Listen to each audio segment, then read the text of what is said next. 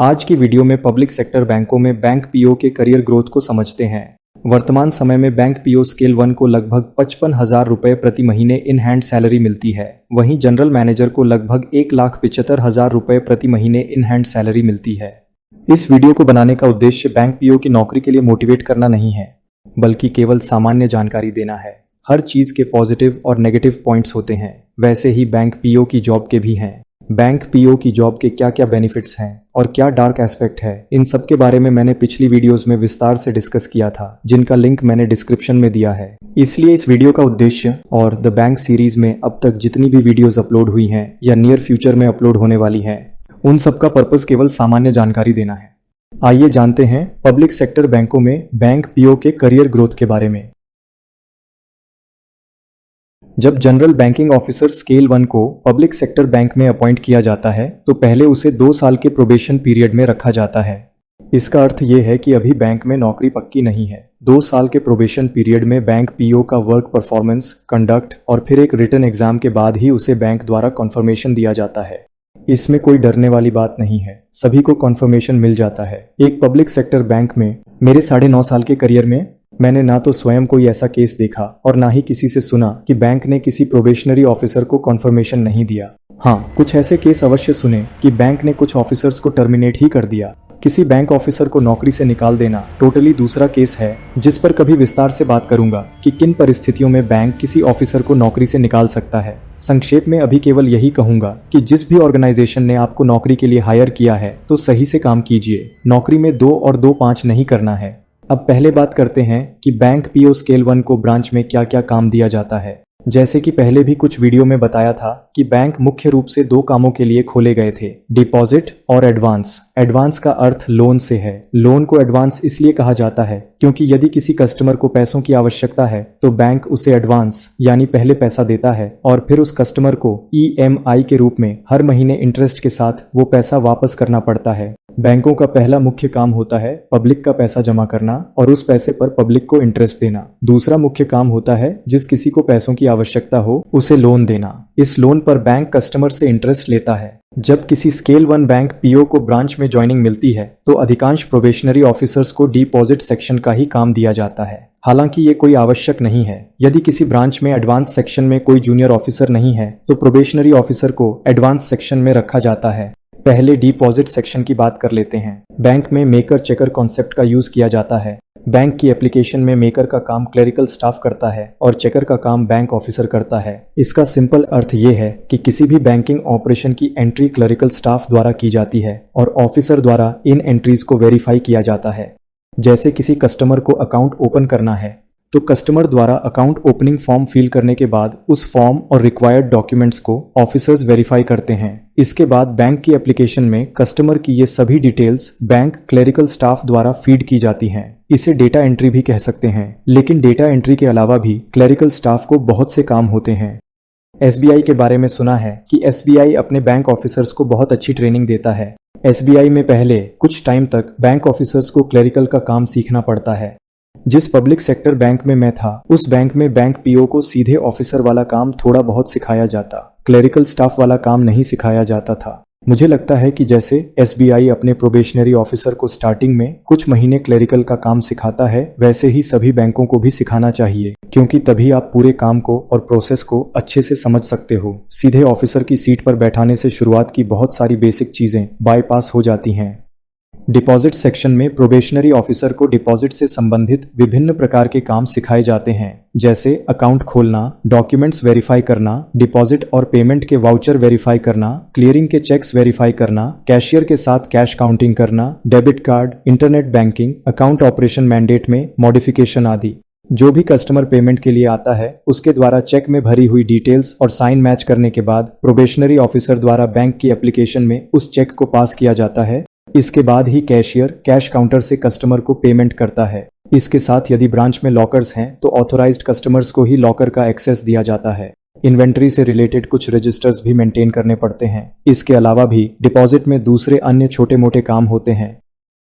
यदि किसी probationary officer को एडवांस सेक्शन में रखा जाता है तो उसे लोन से संबंधित काम सिखाए जाते हैं और खुद भी सीखने पड़ते हैं। बैंक की किसी भी ब्रांच में सबसे अधिक कस्टमर्स का डिपॉजिट सेक्शन में ही काम होता है। यदि ये कहा जाए कि 90% से अधिक कस्टमर्स डिपॉजिट सेक्शन की सीट पर ही आते हैं तो ये कोई अतिशयोक्ति नहीं होगी। लोन सेक्शन में कस्टमर हेड काउंट वाइज काम कम होता है, लेकिन जो भी काम होता है उसमें से मैक्सिमम काम फॉलोअप वाला काम होता है। कोई कस्टमर रिटेल लोन के लिए आता है, जैसे home loan, education loan, vehicle loan या कोई बिजनेस लोन के लिए, प्रोबेशनरी ऑफिसर को लोन और कस्टमर की सभी डिटेल्स बैंक एप्लीकेशन में एंटर करनी पड़ती है। लोन सेक्शन में प्रोबेशनरी ऑफिसर को क्लेरिकल वाला काम भी करना पड़ता है, क्योंकि तभी लोन प्रोसेस समझ में आएगा। लोन लेने वाले कस्टमर्स को टाइम टाइम पर नोटिसेस भी भेजनी पड़ती हैं। एडवांस सेक्शन में प्रोबेशनरी ऑफिसर को कस्टमर द्वारा सबमिट किए गए डॉक्यूमेंट्स को क्रॉस वेरीफाई करना भी सीखना पड़ता है। हालांकि ब्रांच में डिपॉजिट और एडवांस दोनों ही काम रिस्की हैं, लेकिन एडवांस में लोन के एनपीए होने का रिस्क रहता है। डिपॉजिट और एडवांस के इन सभी कामों के अलावा प्रोबेशनरी ऑफिसर को क्रॉस सेलिंग और मिस सेलिंग का काम भी करना होता है, जिसके बारे में मैंने dark aspect of bank officer वाली वीडियो में विस्तार से बताया था।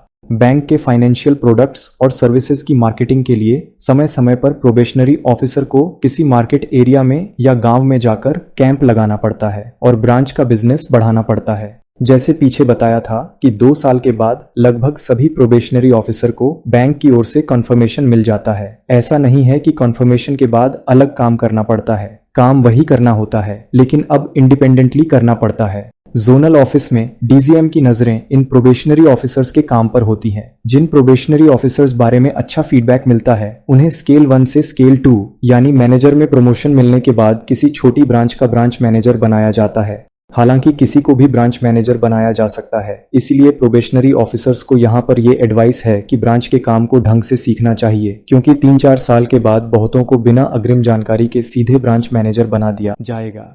एक बार ब्रांच मैनेजर बना दिया गया तो पूरा ब्रांच संभालना होता है। इसीलिए बैंकिंग काम के साथ साथ प्रोबेशनरी ऑफिसर को ज्वाइनिंग मिलने के बाद से ही अपने काम से रिलेटेड बैंक के मैनुअल्स, गाइडलाइंस और सर्कुलर्स पढ़ने की हैबिट डाल देनी चाहिए। वीकेंड में थोड़ा टाइम निकालकर आरबीआई द्वारा जारी नोटिसेस और गाइडलाइंस भी पढ़ना चाहिए, क्योंकि ये सब तुम्हारे ही काम आएगा। ये उन लोगों के लिए और भी अधिक आवश्यक है जो बैंक में टॉप पोजीशन तक जाना चाहते हैं। मैनेजर में प्रमोशन के लिए बैंक रिटन एग्जाम और इंटरव्यू लेता है। मैनेजर बनने के बाद बहुत से बैंक ऑफिसर्स को ब्रांच मैनेजर बनाया जाता है। अब यहाँ पर बैंक ऑफिसर ब्रांच हेड बन जाता है और उसके अंडर में 1-2 जूनियर ऑफिसर्स और 2-3 क्लरिकल स्टाफ होते हैं। अब उसका रोल और डेलीगेशन पावर बढ़ जाती है। इसका ये अर्थ है कि अब वो बैंक द्वारा तय लिमिट तक कुछ लोन सैंक्शन कर सकता है और साथ ही ब्रांच के डेली वर्क और चाय पानी के लिए कुछ अमाउंट खर्च करने के लिए स्वयं से सैंक्शन कर सकता है। यदि लोन का अमाउंट बड़ा है तो वो पूरा पेपर वर्क करके रिकमेंड करके जोनल ऑफिस भेजता है। अब उसका रोल स्टाफ एडमिनिस्ट्रेशन वाला भी हो जाता है। किस स्टाफ को किस सीट पर रखना है, किस हिसाब से छुट्टी देनी है ताकि ब्रांच का काम भी चलता रहे और बैंक स्टाफ को छुट्टी भी मिलती रहे, ये सब अब उसे मैनेज करना होता है। सभी बैंक ऑफिसर्स का हर साल 3 सीनियर्स द्वारा परफॉर्मेंस रिव्यू किया जाता है। इसे शॉर्ट में एपीआर कहा जाता है। प्रमोशन के समय ये एपीआर मार्क्स देखे जाते हैं। स्केल 3 तक प्रमोशन प्रोसेस में रिटन एग्जाम होता है और फिर इंटरव्यू। मैनेजरियल पोजीशन में 4 साल के बाद स्केल 3 यानी सीनियर मैनेजर में प्रमोशन के लिए एलिजिबल हो जाते हैं। ब्रांच में काम तो डिपॉजिट, एडवांस और क्रॉस सेलिंग, मिस सेलिंग का ही रहता है, लेकिन जैसे जैसे प्रमोशन मिलने के बाद बैंक ऑफिसर का स्केल बढ़ते जाता है, उसे ब्रांच में रोजमर्रा के छोटे मोटे काम नहीं करने पड़ते हैं, क्योंकि वो काम अब उसके जूनियर ऑफिसर्स करते हैं। अब उसका मुख्य काम अपने ब्रांच का बिजनेस बढ़ाना होता है, डिपॉजिट में भी और एडवांस में भी। मुख्य रूप से उसे अब एडवांस यानी लोन सेक्शन पर ध्यान देना होता है। बहुत से बैंक ऑफिसर्स जो सीनियर मैनेजर बन जाते हैं उन्हें ब्रांच मैनेजर बनाया जाता है।